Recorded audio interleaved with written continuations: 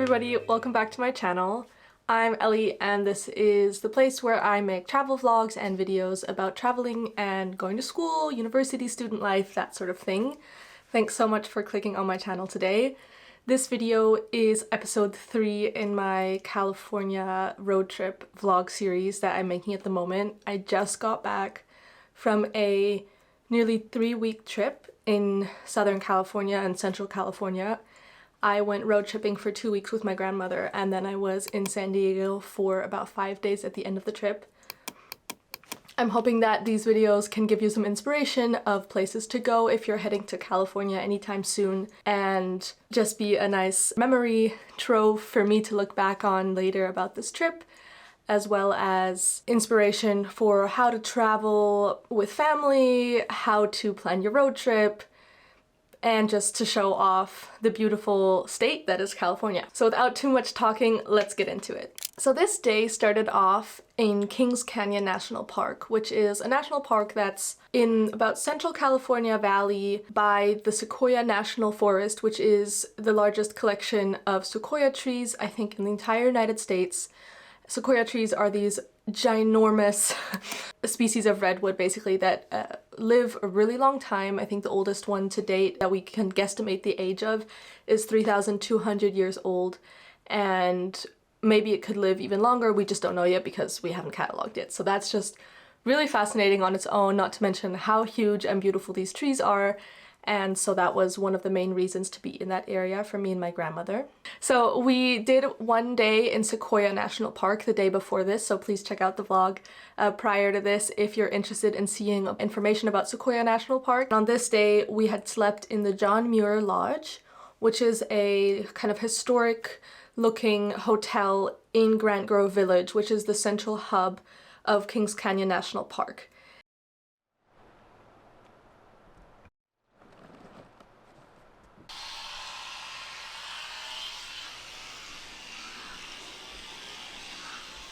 In general, there aren't that many places to stay in this area, and most people stay outside of the park perimeters in one of the towns, either to the south or to the west of the parks, such as Three Rivers in the south and Visalia. Hey, I'm back. Sorry if anything looks different. I just ran out of storage on the SD card that was in here because it was my small one. So I ran downstairs to get the big one. We're back. So I was talking about where to stay when you're at Kings Canyon, and basically there's a couple places to stay outside the park where there's Airbnbs and just regular hotels and bed and breakfast and things. But we really wanted to stay inside the park because that saves you about an hour of driving time to get out of the park and then back into the park the next morning. So we planned actually to do the Scenic Byway Road, which is a long drive within Kings Canyon National Park that starts in Grant Grove Village and goes east all the way to Cedar Grove, which is just another end of the park. And along the way you drive along this beautiful canyon, supposedly, and you can do a bunch of hikes off that as well, and there's a bunch of panoramic vistas to stop at. However, while we were there, this road was closed due to construction, unfortunately, and it has been closed for many months and will be closed for many more months, I think. So if you do choose to go, I would say in any national park in California, there have been many natural disasters, unfortunately, in the past months and years, such as wildfires. So these are things to look out for because they can cause restoration work to be necessary, which means that certain parts of the parks and roads might be blocked off when you're trying to visit. However, even though I was really looking forward to doing this scenic drive, and I highly recommend it from what I've read about it, we were able to do some hikes that weren't on that route instead because Kings Canyon National Park still has a lot to offer besides that road. We chose to do the North Grove Loop, which is a sequoia-filled, short and easy hike on this trip in general, since I was traveling with my grandmother and we didn't want to do really long crazy hikes. Welcome back to the vlog. Today we're in Kings Canyon doing a driving time on either end of your day, so you just have to weigh up if that time is worth the probably cheaper places that you will find if you're willing to go outside the park boundaries. Either way, if you want to stay in the park, not only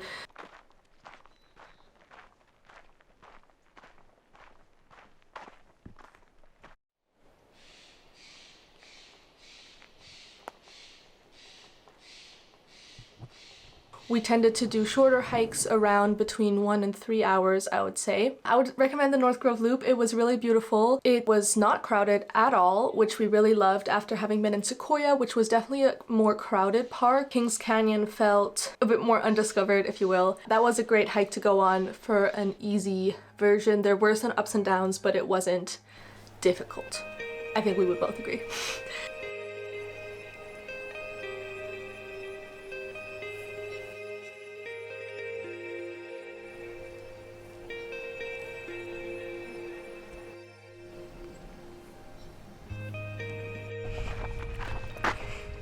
We're on this little hike and there's piles of wood everywhere, and I think it's because they're gonna burn it up. There's a lot of like controlled and uncontrolled fires in this area, and there's piles like this that you can see in the background that they clear so that they prevent uncontrolled fires, I think, in the hot summer months. Weird.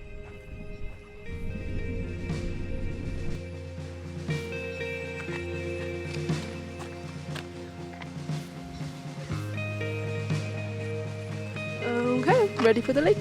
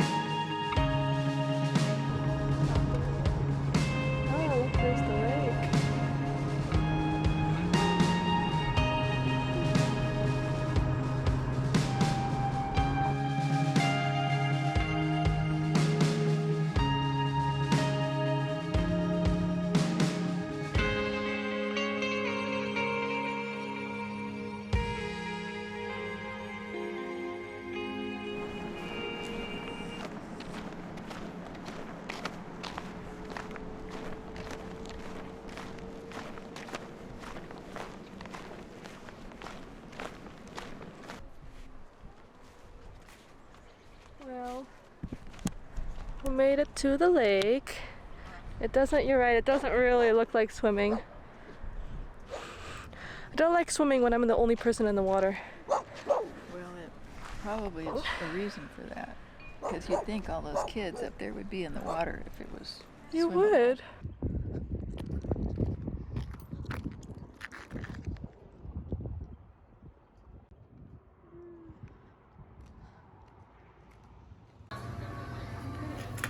It's very American.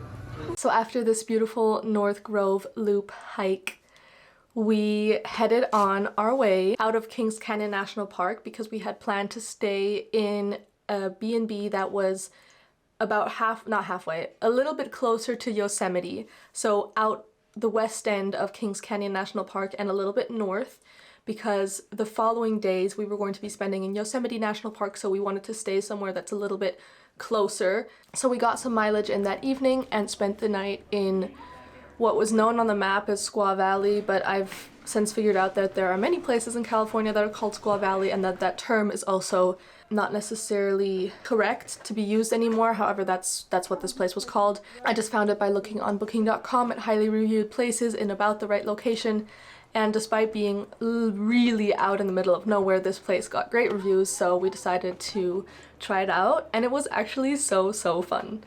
This Airbnb was a big family house that was being rented out, so they had different rooms that they would rent out to different people.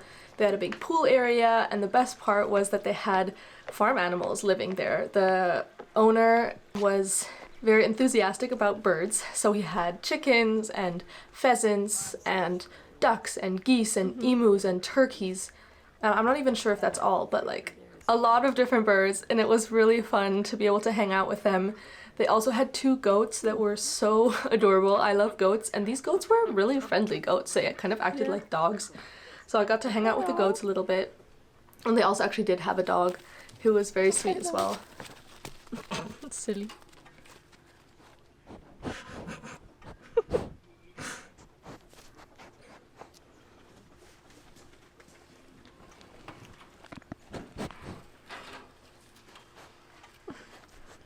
Don't eat it, silly. Don't eat my cat. Hello, crazy goats.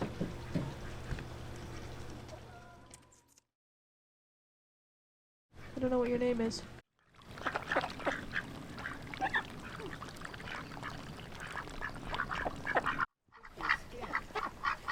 Ew. It's so thin, but I don't know what part of the gaming gets used for that. That doesn't. Can you get it open? Yes. Okay. So we had a really nice one-night stay at this place, and I think that was about the right amount because truly there was not much to do there. I did hear that some people that were staying there with us were staying for 3 nights and visiting Sequoia and Kings Canyon National Parks, which are sometimes referred to as SECI for short, while in this area as well. So that would be an option, but this place was definitely at least an hour drive from Kings Canyon, so that does add a lot of driving time on either end of your day. So you just have to weigh up if that time is worth the probably cheaper places that you will find if you're willing to go outside the park boundaries. Either way, if you want to stay in the park, not only is it going to be expensive, but you do have to book ahead of time because there's not that many places and they do book up. However, if you do choose to stay inside the park, I do recommend the John Muir Lodge. Our room was nice and clean and in a perfect location to explore.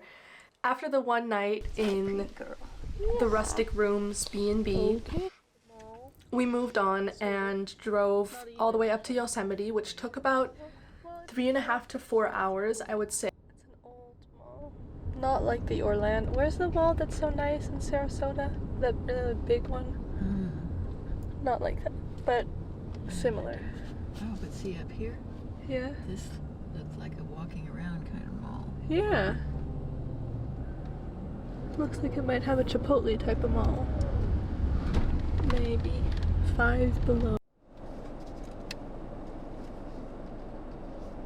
On bulletproof coffee, but then it's olive oil.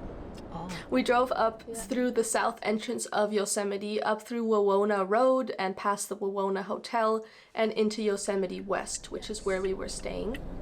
We could get more ginger ale kombucha. Then we stopped to stock up on groceries because we booked a place that has a kitchen, and I actually highly recommend this plan.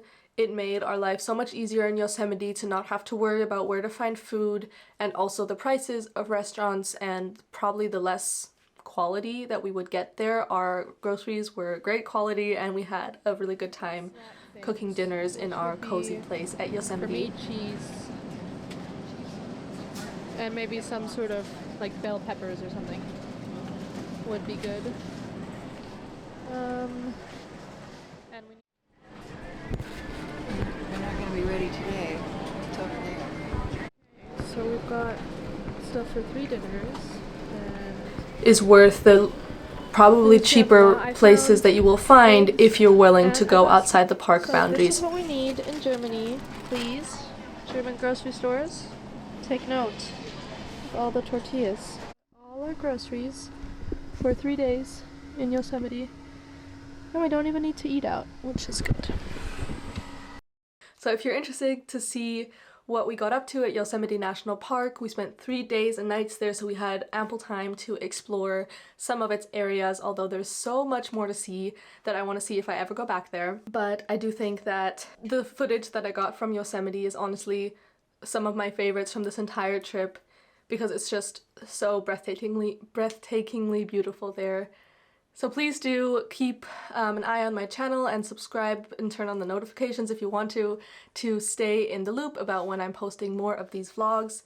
And after this vlog series is over, I am planning on making themed videos about the individual places that we visited and what to do, where to stay, what to eat, the budget, etc. So if you have any video requests about any of the locations or attractions that are mentioned in these road trip vlogs, please do leave a comment down below and I'll do my best to make that happen. Thank you so much for being here today. I hope you're having a great day, whoever you are, wherever you are. Bye!